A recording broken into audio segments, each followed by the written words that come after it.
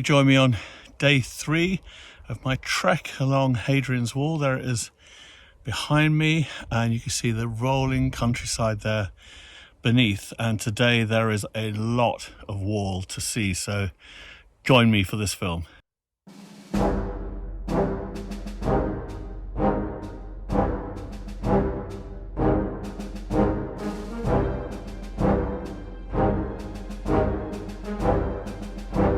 Well, from wondering if we'd ever hit the wall, we've now just got mile and mile and mile of Hadrian's Wall.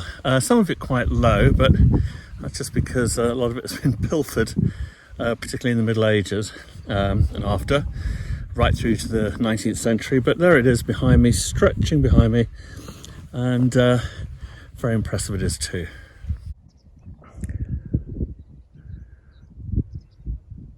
I just got complimented on my stick, antler and ash from Farlow's of Piccadilly. There we are, blatant product plug. Not that they're sponsoring this, but they should be.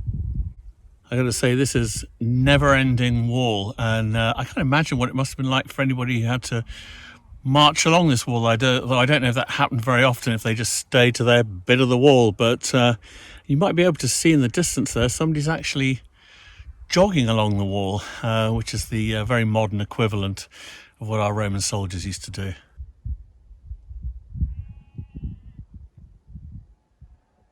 So this is turret 41A, and a similar story to one of the turrets saw yesterday, that it was built under the Emperor Hadrian, and then when the Emperor Severus, 80 odd, 90 odd years later, carried out massive improvements to the wall, this was viewed as being surplus to requirements, and the wall was basically built over it. It was demolished and the wall built over it. And it looks quite small, you know, the space inside it, but it would have risen at one point to it's estimated 3 stories, and that would have housed a group of soldiers here who would have kept watch on this part of the wall.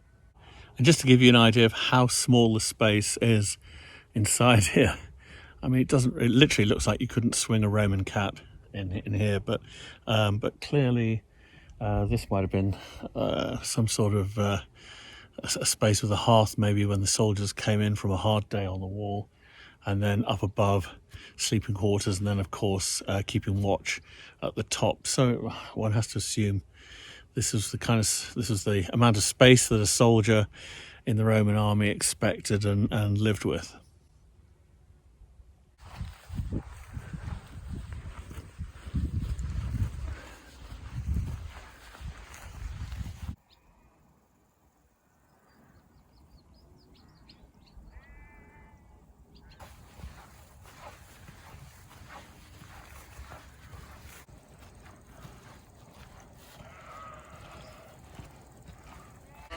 I don't know if you can hear behind me.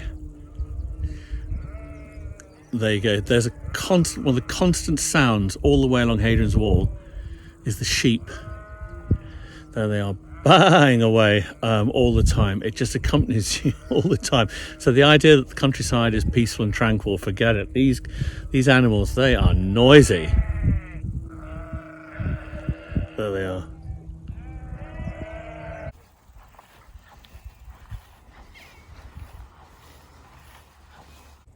Stopping very quickly just to appreciate the wall, because after a while you stop appreciating it. And what I just want to say was, this is the wall. This is the wall that was built by the Emperor Severus. The improvement to the wall, and it's narrower. It's in many ways better built than the original Hadrianic wall, and I think you have to appreciate. This has been standing here since, just after 200 AD. So even though it's much diminished, it's had a long lifespan. And actually, for a long time, this wall was referred to as the Severan Wall. People thought it was the work of the Emperor Severus and not Hadrian. But Hadrian now has the credit he rightly deserves, though much of the wall was built by Severus, including what you see behind me here.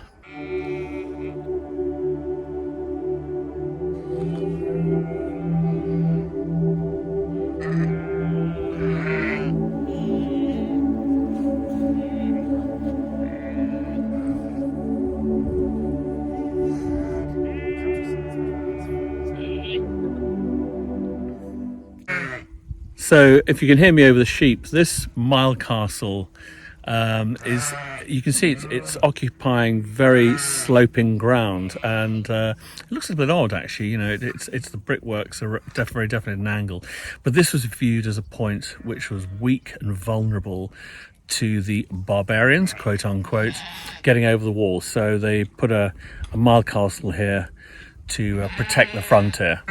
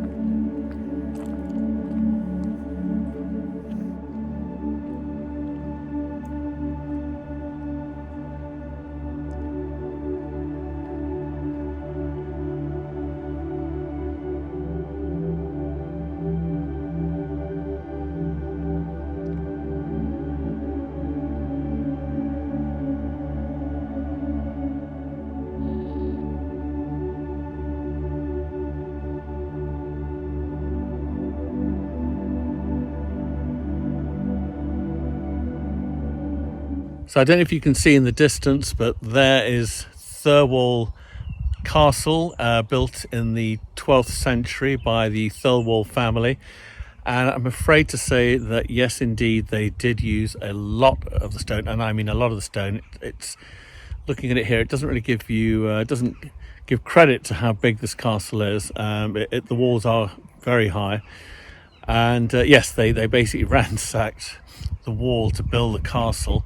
The most illustrious, or not illustrious, member of the family was Sir Percy Thirlwall, who fought with King Richard III. You'll remember him with the hunchback. Fought with him at the Battle of Bosworth, which King Richard lost and was killed at. And Percy Thirlwall apparently famously continued to carry the standard of York and hold it aloft even after his legs had been cut away from under him. Anyway, there's Thirlwall Castle, built from the stones from Hadrian's Wall.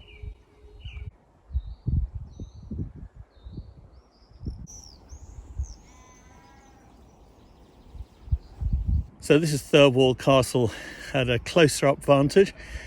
It is one of those cruel ironies that in the 18th and 19th centuries, just as people were starting to appreciate Hadrian's Wall and conserve it, at the same time, and in fact well into the 20th century, they started ripping this poor place apart for building stone. You could say, though, however, it was the Romans' revenge, maybe, for the Thirlwall family having taken so much of the stone from Hadrian's Wall for their fortification. Swings and roundabouts in history, eh?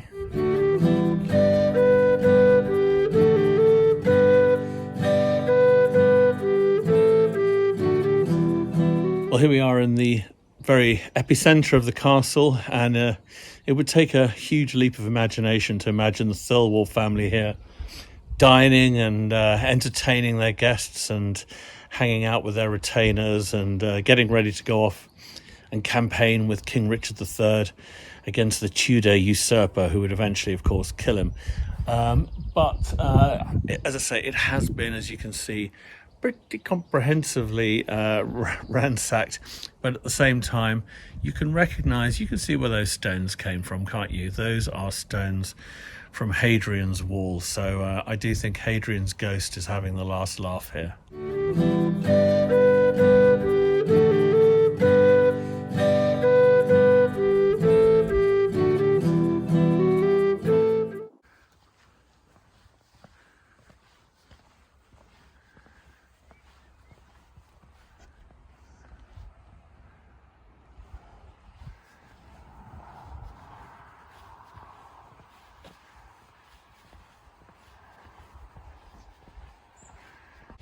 Well, the last 3 days I've spent in Northumberland, walking through mainly the Northumberland National Park, seeing the remains of Hadrian's Wall. Now, tomorrow